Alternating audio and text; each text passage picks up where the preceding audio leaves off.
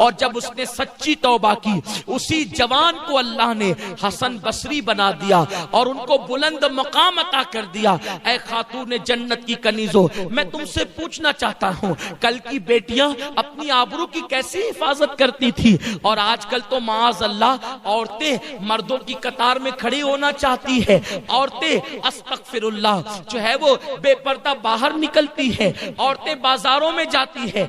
अगर एक लड़की को काम है चूड़ी खरीदने के लिए, उसके साथ 4 लड़कियां जाएगी और चूड़ियां खरीदेगी तो पहले 10 दुकानें घूमेगी, टाइम पास करेगी। ऐ खातून जन्नत की कनीजो, दुपट्टा एक खरीदना होगा, 5 लड़कियां एक साथ निकलेगी और 5 दुकानें 10 दुकानें छानेगी। ये सब क्यों होता है? टाइम पास करना है, मजा लेना है। फिर कभी चूड़ी वाले से मजाक हो रही है, कभी दुपट्टे वाले से मजाक हो रही है, कभी सब्जी वाले से मजाक हो रही है। ऐ खातून जन्नत की कनीजों, इस्लाम वो मुकद्दस दीन है जो सगे चचा के बेटे के साथ यानी चचाजाद भाई के साथ भी पर्दा करने का हुक्म देता है, मामूजाद भाई के साथ भी पर्दा करने का हुक्म देता है, खालाजाद भाई के साथ भी पर्दा करने का हुक्म देता है। जब चचा के बेटे के साथ हंसी मजाक करना जायज नहीं है, तो किसी चूड़ी वाले के साथ, किसी कपड़े वाले के साथ, किसी सब्जी वाले के साथ हंसी मजाक करने की इजाजत कैसे हो सकती है? ये फितने जो पैदा हो रहे हैं, ये शरीयत मुताहरा से दूरी की बुनियाद पर, ये इस्लाम से दूरी की बुनियाद पर। इसलिए खातून जन्नत की कनीजों, मेरे आका मुस्तफा जान रहमत ने फरमाया, अगर औरत अपनी पाक दामनी की हिफाजत करे, हया की हिफाजत करे, अल्लाह उसके लिए जन्नत के 8 दरवाजे खोल देगा। और चौथी चीज आका फरमाते हैं, जो औरत अपने शौहर की फर्मा बरदार बन जाए, जो औरत अपने शौहर की फर्मा बरदारी करे, अल्लाह उसके लिए जन्नत के 8 दरवाजे खोल देगा। आज औरतें शौहरों से मुंह चलाती हैं। आकाए करीम सल्लल्लाहु अलैहि वसल्लम फरमाते हैं कि जो औरत इस हालत में इंतकाल करे कि उसका शौहर उससे नाराज हो, ऐसी औरत जहन्नम में जाएगी। और अगर किसी जन्नती औरत को देखना हो तो उस औरत को देखे जिसका शौहर उससे राजी हो, और इस हालत में उसका इंतकाल हो कि उसका शौहर उससे राजी हो, वो औरत जन्नती औरत है। ऐ खातून जन्नत की कनीजों, आज तो औरतें शौहर की इजाजत के बगैर कहीं भी चली जाती हैं, शौहर के हुक्म के बगैर कहीं भी चली जाती। शौहर काम पे निकला, इधर ये निकल गई, इसके घर बैठ, उसके घर बैठ, यहां जा वहां जा।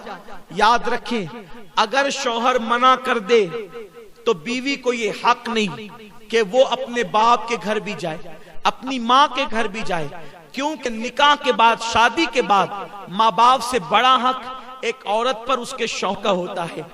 आकाए करीम अलैहिस्सलाम फरमाते हैं कि अगर इस्लाम में अल्लाह के सिवा किसी को सजदा करने की इजाजत होती तो मैं औरतों को हुक्म देता कि वो अपने शौहर को सजदा करे, लेकिन चूंकि किसी को गैरुल्लाह को सजदा करने की इजाजत नहीं।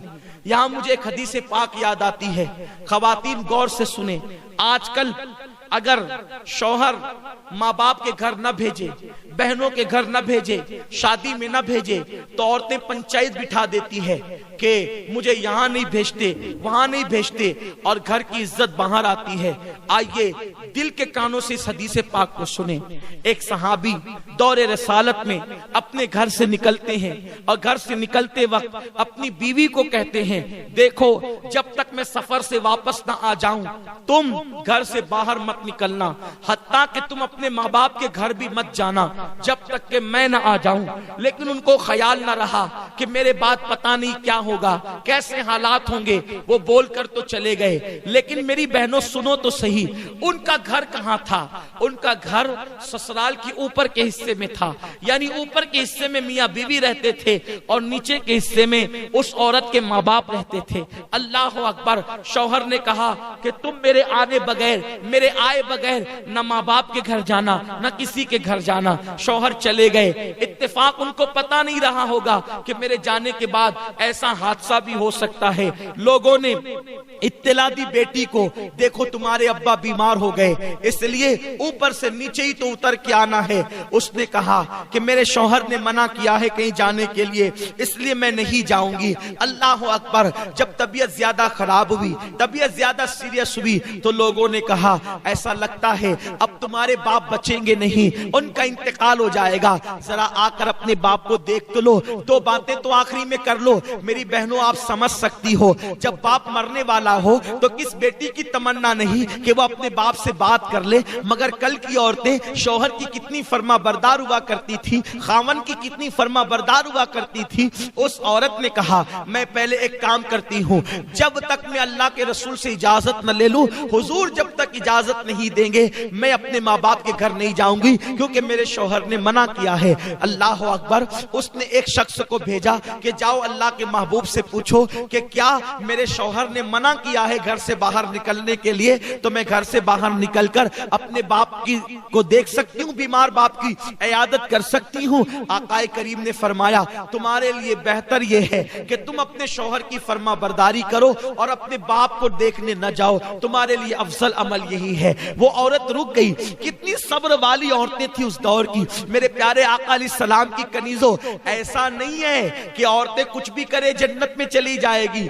जन्नत में जाने के लिए कुर्बानी देनी पड़ेगी। मेरे प्यारे आका अलैहिस्सलाम की कनीजों, उसके बाद कुछ दिन गुजरे, खबर आई तुम्हारे बाप का इंतकाल हो गया, जनाजा तैयार है, आखिरी सूरत तो अपने बाप की देख लो, आखिरी शक्ल तो अपने बाप की देख लो। उसने कहा अब जरा देखो, एक बेटी अगर बाप का इंतकाल हो जाए और बेटी बंबई में रहे, दुबई में रहे, सऊदी में रहे, वो वहां से फौरन दौड़ती भागती आती है, अपने बाप का आखिरी चेहरा तो देख लूं, अपने बाप की आखिरी शक्ल तो देख लूं। मगर कुर्बान जाए ऐ खातूने जन्नत की कनीजों, उस दौर की औरतें कैसी थी, उन्होंने हुजूर के फरामीन को कैसे सीने में बसाया था, उन्होंने कुरान और हदीस पे कैसे अमल किया था। एक शख्स को भेजा, जाओ आका से पूछ करके आओ, मेरे शौहर ने मुझे माँ बाप के घर जाने के लिए मना किया है, क्या मैं अपने बाप की आखिरी शक्ल देखने के लिए जा सकती हूँ? तो आकाए करीम ने फरमाया उस औरत के लिए अफजल अमल यही है कि वो अपने बाप की शक्ल देखने न जाए और अपने शौहर के फरमान पर अमल करे।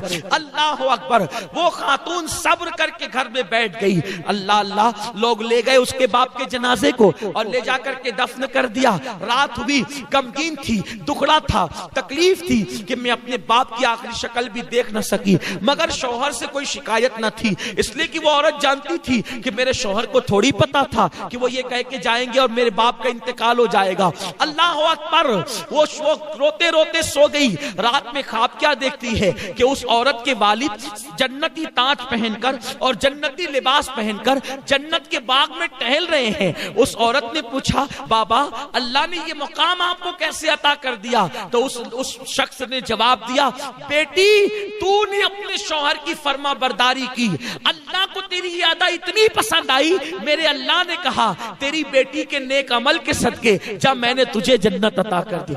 अमल बेटी ने किया है और बेटी शौहर की फर्मा बरदार बनी तो उसके बाप को जन्नत मिल गई। ऐ खातून जन्नत की कनीजों, इसीलिए मेरे आका फरमाते हैं चौथी चीज, जो औरत अपने शौहर की फर्मा बरदारी करे, वफादारी करे, शौहर को राजी कर ले, ऐसी औरतें जन्नत में जाएगी और आठों दरवाजे उनके लिए खोल दिए जाएंगे। ये नहीं शौहर गरीब है तो भाग भाग के आ जाएं, शौहर गरीब है तो उससे मुतालबात करें, शौहर गरीब है तो उस पे इल्जामात रख के माँ बाप के घर बैठ जाएं। नहीं नहीं, ऐसा नहीं होना चाहिए।